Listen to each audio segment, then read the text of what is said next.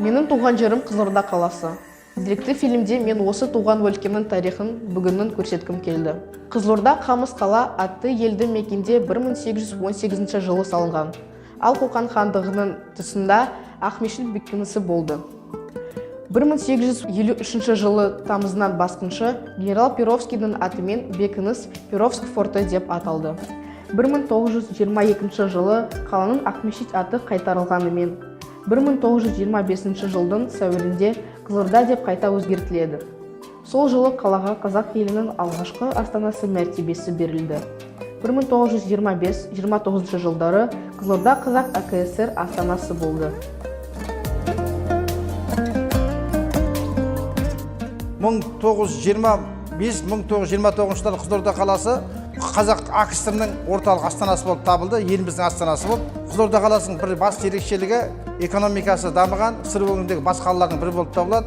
Құрылыс саласында, инфрақұрылым саласында, күріш заводтары салуымен және су бөгеттері салуымен танымал болған қала болып табылады. Бұл 1878 жылы салынған Қызылордадағы бұрынғы қыздар приход училищесі. Қазір дүкен қызметі атқарып тұр. Кезінде аталмыш ғимаратта 4 класты қазақ жастарын аудармашылыққа дайындайтын мектеп болған.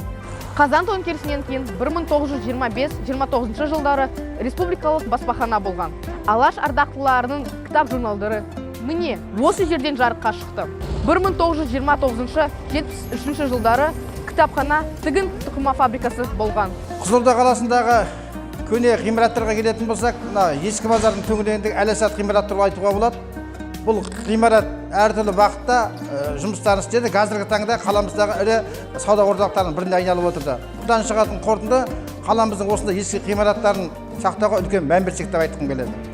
Тәуелсіздіктің 30 жылында Қызылорда қарқынды дамыды. Алаштың анасы атанған сыр елінің бас қаласы ретінде өркениетке ілесіп өркендеді. Жаңа ғимараттар, үйлер, тынығу орындары ашылып, көз ілеспес жылдамдықпен алға басты. Қызылорда бүгінде сан ұлтқа сая болған саялы мекен. Мұнда депортация кезінде қоныс аударған өзге ұлт өкілдері әсем қаланы туған өлкесіндей ардақ тұтады. Сырдарияның жағасында орналасқан көрікті қаладан бірер жыл бұрын сол жағалау бой көтерді. Мұнда рухани жаңғыру, жастар орталығы, балабақша, университет, мектеп және көп қабатты жаңа үйлер бар. Осылайша дарияның сол жағалауына жаңа леп келді. Қызылорда алғашқы астана ретінде әлі де дами түспек. Оның болашағы жарқын болатынына сенемін.